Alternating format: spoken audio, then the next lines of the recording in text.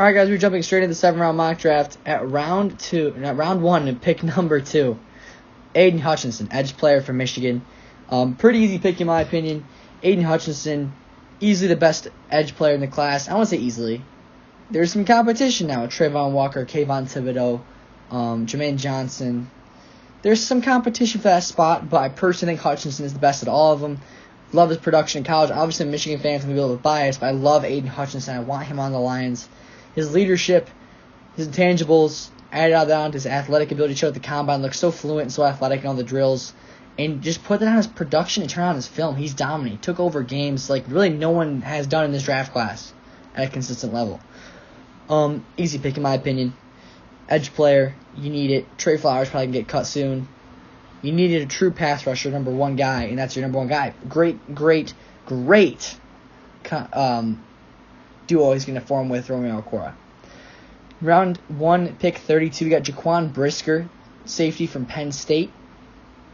I think that's also a very important pick. This will really depend on Tracy Walker, whether he comes back or he leaves.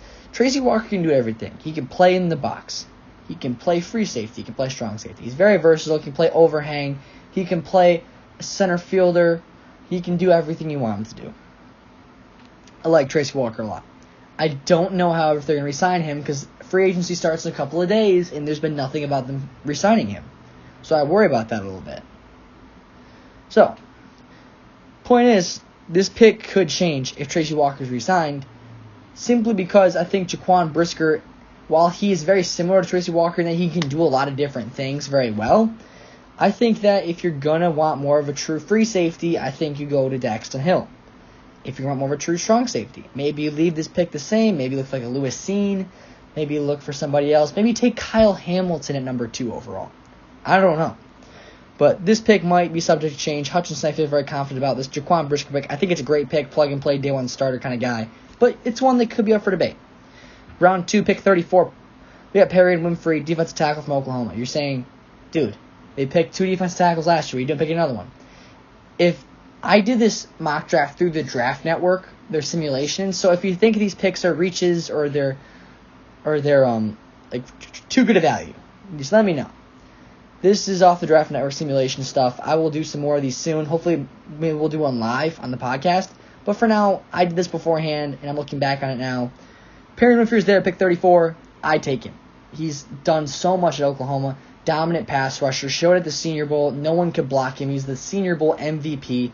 Tested well at the combine athletically. On the field looked great as well. The film looks good on him. He gives you a pass rusher. He gives you a one-stopper. He's a very, very good all-in-one defensive player. You combine him with Levon Zarica and Lee McNeil, I think you have a stallion defensive line, interior defensive line core for years to come on rookie contracts. I think it is more of a value pick and maybe a luxury pick at that point. Not as high of a need as some of these other picks are. But still, if he's there, you have to take him. And that has to be the pick. That has to be the guy you throw in there because that defense needs all the help they can get. Round 3, pick 66, got Troy Anderson, the linebacker from Montana State. Obviously, you can look linebacker in the second round. But personally, I was sitting there in the second round. Quay Walker was there, but I knew that if I get Troy Anderson in the third, I could live with it. So I did. Chad Muma was also there in the second. That would probably be the pick, him or Quay Walker, if Perrion Winfrey isn't there. But Perrion Winfrey is there. I thought it was too good a value to pass up. I personally have him graded out as a late first-round pick, so I think it's too good a value to pass up. Troy Anderson, I have graded as an early third-rounder, so this makes very much sense. I mean, this is a round 3 pick number 2 player. Troy Anderson tested phenomenal at the combine. I've only watched a game or two of film on him, so this could change over time as my opinion progresses on him. But so far, from what I've seen, love him. He's a guy I think could play special teams right away, but in the third round, you're looking for a true linebacker, which I think he can definitely do day one.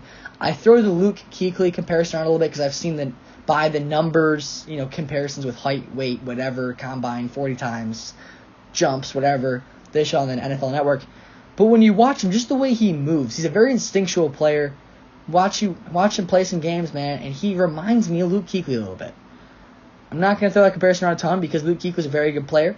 I'm just saying he's a Luke Kuechly-esque player. I'm not even going to compare him to Luke Kuechly. Luke Kuechly is in the league of his own. But he's a Luke Kuechly-esque linebacker. A smart linebacker, can cover, he can run support. He's a 3-down linebacker in the NFL, I believe. And he definitely played some lower competition, but he showed that he can go out there with the rest of the guys and compete and look just as good as anybody, if not better than most of them. Round 3, pick 97. This is a pick that people might say, there's no way he's getting that far. Christian Watson, receiver from North Dakota State. A guy that I had heard of, didn't know a ton about until the Senior Bowl, until a great week of practice at the Senior Bowl, had a great game as well. He ran really good routes. I say really good. He ran pretty good routes, has good hands, has elite size, tested phenomenally at the combine, ran a good 3-cone, I believe, which is good for change of direction. I think he jumped pretty well also, if I'm not mistaken. And I watched the 40. He ran like a 4.3 40, or a 4.39, maybe 4.4, something like that. So it's like 6'4", 6'5", 200 pounds. It's a phenomenal time.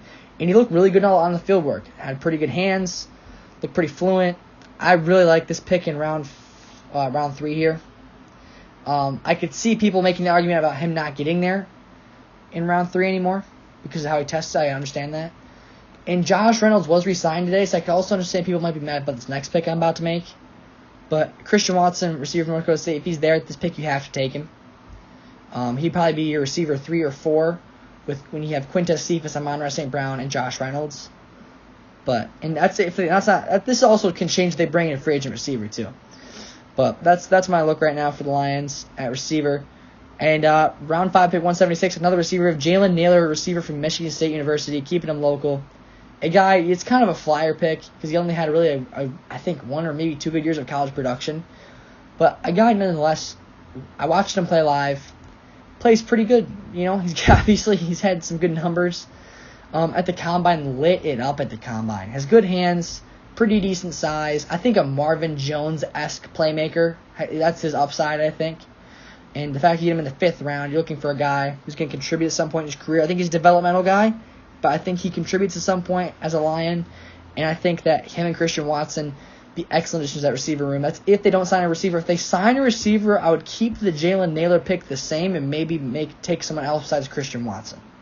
Because Jalen Naylor, I think, is still a very under-the-radar guy. It's not getting a ton of hype yet, but he will be a guy, mark my words, that probably goes maybe day 3, but he's going to be an impact player at some point in his NFL career. I just love his skill set, size, speed, good hands. And he didn't play a ton of quarterback talent at Michigan State, and he made some really, really big plays for them down the stretch.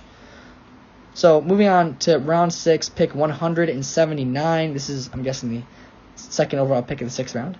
They're going to take Hassan Haskins, running back from Michigan. This under the assumption that Jamal Williams could find himself released due to cap casualties. And even if he's not, I think it's a really good pick anyway. 6th round. A guy I think is going to be a solid number 2 running back for a long time. Has a lot of the same skills that Jamal Williams does. He'll be a Jamal Williams replacement, whether it's this year or next year. I think it's a great pickup, great value pickup. You're going to see me say that a lot. Good value. This, like I said, this is all done through the Draft Network. So if you're going to hate on me and say, there's no way this guy falls that far, this is the cards I was dealt. I dealt with them the right way, I think. I think I put together a pretty good draft because of it. Round 6, pick 217, we got Cade Mays, interior offensive lineman from Tennessee. A guy that I don't know a ton about. I watched a little bit of film on him in Tennessee. I mean, he's going to be simply interior offensive line depth. We already have Logan Stenberg and Evan Brown, but he's just going to get thrown into that mix. And you can never have too many offensive linemen or defensive linemen in the NFL at this point because the quarterback is the most important position in the passing league that's become. And you never can have too many guys who can protect the passer or rush the passer. So, you'll hear me say again and again, depth is very important, and I think this is purely a depth pickup, more of a luxury pick. I think it's a very, very intriguing pickup because if he works out the way he has his upside towards, I think that this guy could be a solid starter. I'm not saying like an elite player, but a solid starter, good depth player, a guy that could maybe replace Hal Vaitai in a year or two if you get sick of his contract. Or maybe he's just a depth player his entire career. I think if he's just depth, though, you can definitely live with him coming off the bench and playing for someone who's hurt. So I think it's a good pick, good value pickup as well. Round 7, pick 231, I have Michael Clemens, edge from Texas A&M. Thought he looked solid at the combine. Had some pretty good production at Texas A&M, an SEC school. SEC defensive ends, as Daniel Jeremiah said, there is a stigma, and it's definitely a positive one about SEC defensive ends. They play the top-tier talent week in and week out, top running backs, top offensive linemen. So he's in a league of his own with that kind of stuff. So I definitely trust the SEC pedigree, and when I watch film, I like what I see. So Mike Clemens, edge player of Texas A&M, just a guy that could round out that edge room. If you're going to get rid of Trey Flowers, you will have now Aiden Hutchinson, Romeo Cora, Julian Okora, Austin Bryant. I'm going to guess they probably don't get Charles Harris back. He'd probably be the Charles Harris replacement in that rotation there. So I'm guessing those will be their five edge rushers. I think that's a very, very, very intriguing rotation. So we'll see what happens there. But that's a pick. I think if you're the Lions, I think it's more of a luxury pick, some more depth. But like I just said before with Cade Mays' pick, you can never have enough pass rushers or pass protectors. Finally, rounding off here at round 7, pick 239, I got Merlin Robinson, linebacker from Arizona State University. This guy was somewhat hyped during the season, kind of lost a lot of his hype though. I don't think he performed super well. He's very inconsistent from what I've read and what I've seen. Inconsistent, decent athlete, but not a spectacular guy by any means, but a guy that will definitely be a day one special teams contributor and a guy just throwing that linebacker room that's already pretty thin. And I think it's just, at this point, it's a body in the linebacker room, and it's a special teamer, a guy that will probably make your team. And in the 7th round, that's all you're really looking for, is a guy that's going to make your team. Out of these 10 picks, I think you heard me say the word value a lot. But I think that this was a very good value draft. Perry Winfrey being a steal, Christian Watson, Hassan Haskins. Those are the big names, right? Jalen Naylor. But, those are some pretty big value pickups in my opinion. If you disagree, let me know in the comments down below.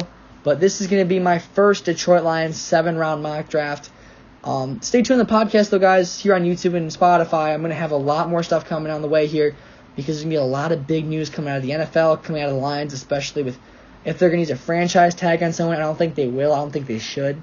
But they might use a franchise tag on Charles Harris. I doubt it, though.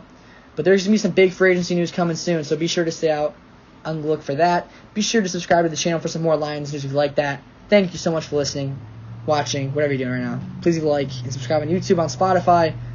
Thanks so much for listening. I'll see you guys in the next one. Peace.